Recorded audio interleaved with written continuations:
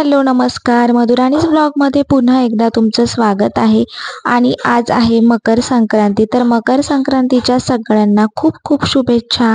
तिळगुळ घ्या, गोड गोड बोला.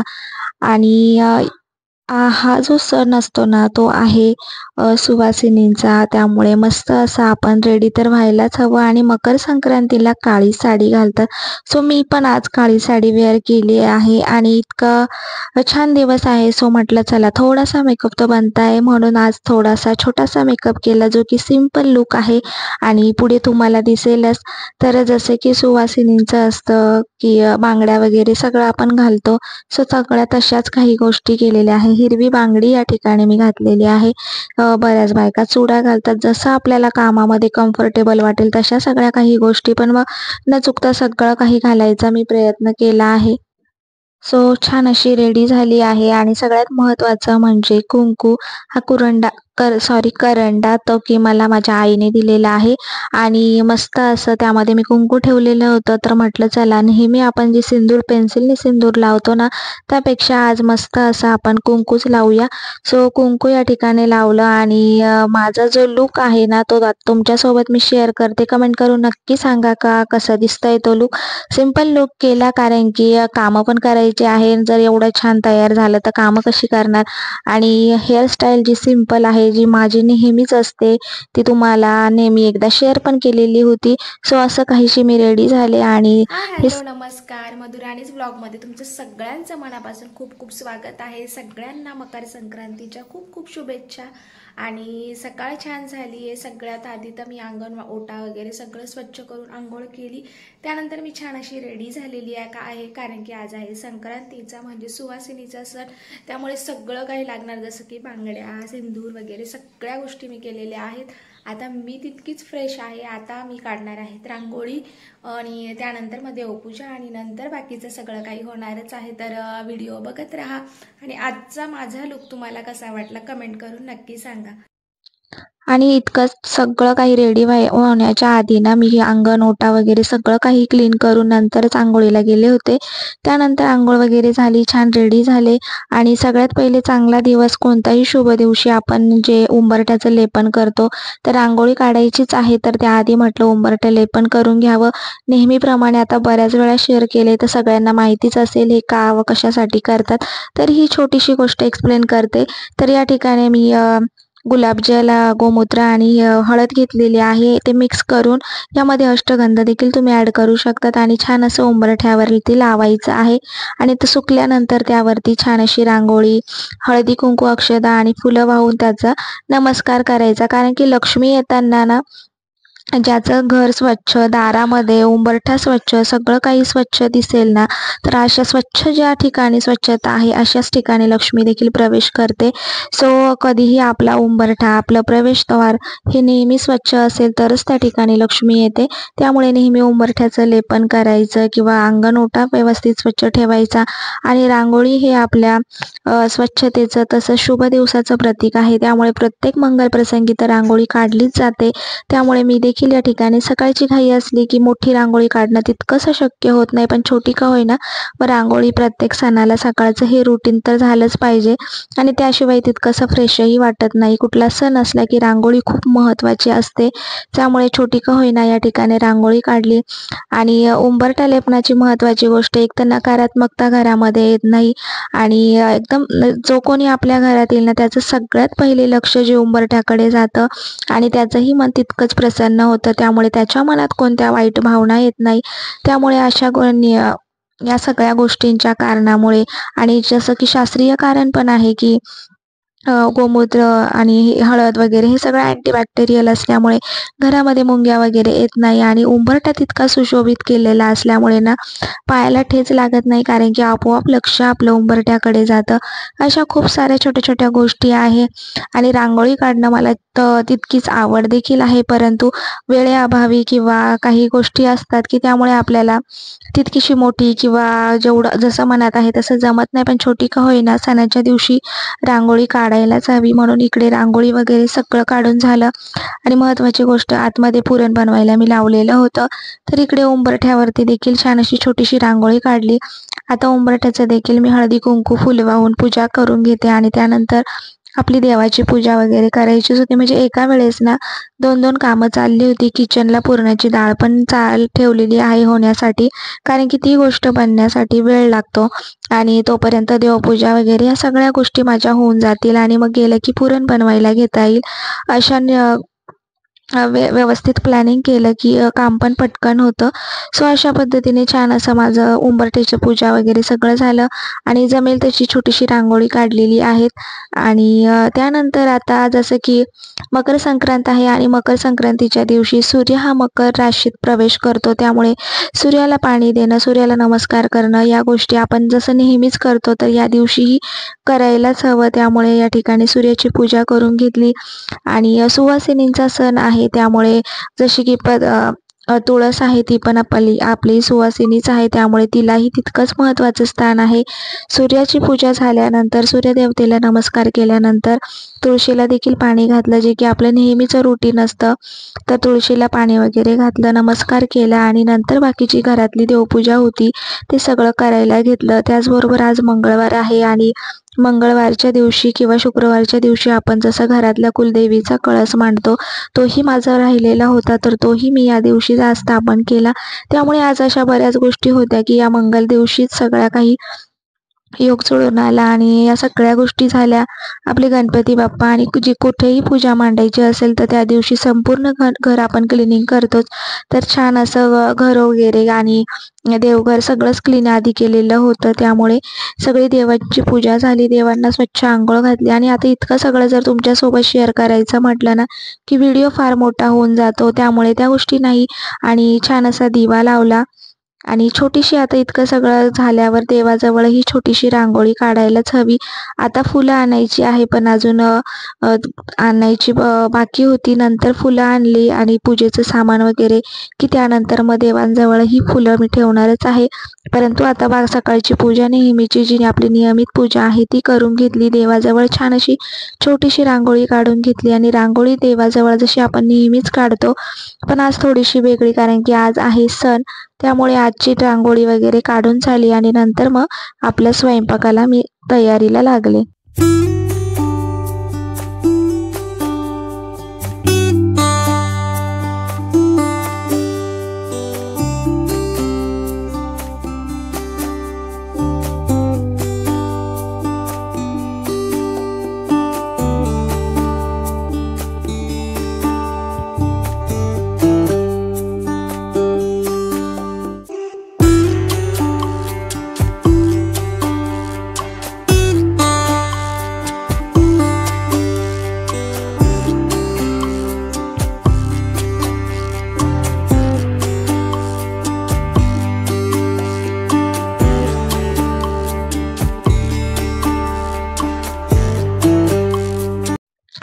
सगळ्यात पहिले तर पुरण बनवून घेतलं. या ठिकाणी तूप देखील बनवायला घेतलं होतं आणि पुरण झाल्यानंतर जी कटाची आमटी आपण बनवतो त्यासाठी मसाला वगैरे सगळा रेडी केला. याची रेसिपी पण तुमच्यासोबत याआधी बऱ्याचदा शेअर केलेली आहे.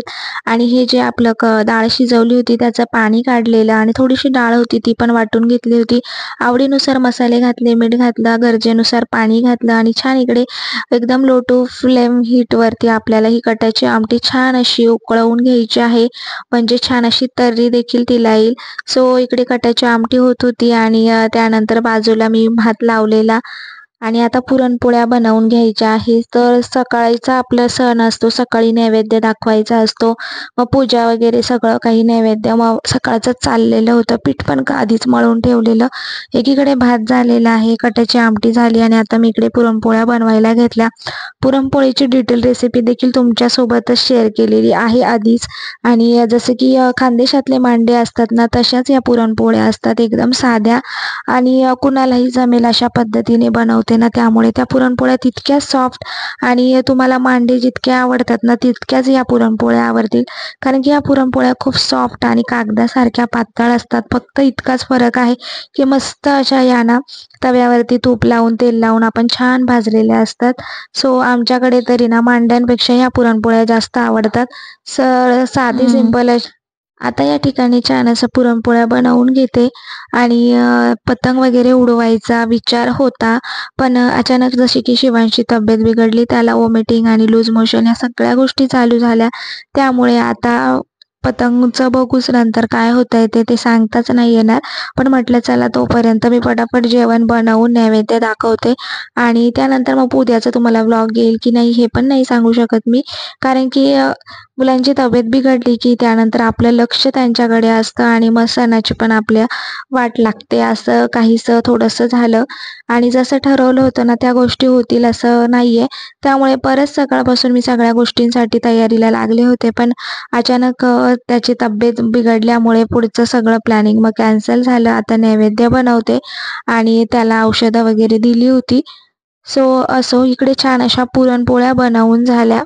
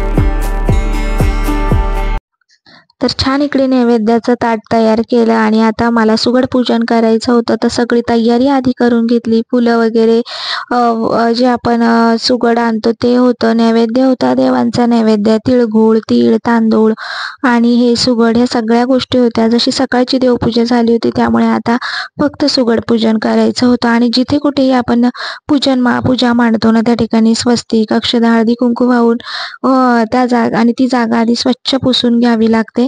सगळं काही झालेलं होतं आणि या ठिकाणी पाटावरती छान असा कपडा म्हणजे ब्लाऊज पीस वगैरे किंवा नवीन कपडा टाकायचा आणि त्यावरतीच ही पूजा मांडायची आहे. आता प्रत्येक ठिकाणची प्रत्येक भागातली पद्धत वेगळी असते. तर बरेच लोक मंदिरात जाऊन एकमेकांना वाण देतात, सुगड म्हणून वाण देतात. तर अशी पद्धत आहे. तर आमच्याकडे या घरातच आमच्याकडे ही पूजा मांडली जाते आणि कुठलंही पूजन करताना आधी आपण दिवा लावतो, दिव्याचं दीप प्रज्वलन करतो आणि त्यानंतर आपण गणपती बाप्पाचं पूजन मांडतो. कारण की सगळ्यात कोणत्याही पूजेमध्ये सगळ्यात पहिलं स्थान हे आपल्या गणपती बाप्पाचं असतं. सो गणपती बाप्पाला हळद कुंकू अक्षता आणि फूल वाहिल्यानंतर मग बाकीच्या पूजा मांडायला सुरुवात केली. तर आता जशी आमच्याकडे पद्धत आहे तशीच मी या ठिकाणी करते आणि व्हिडिओ बघत राहा.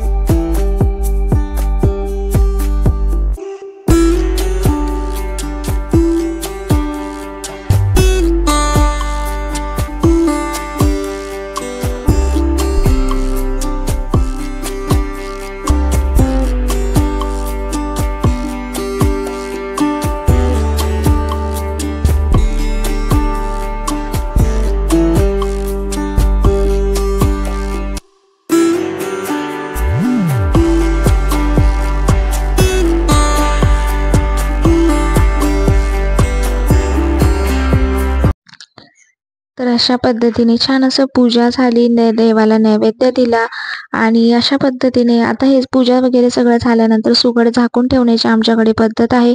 सो मी सगळं झाल्यानंतर ते झाकून ठेवणार आणि दुसऱ्या दिवशीच आपल्याला ही पूजा उचलायची आहे.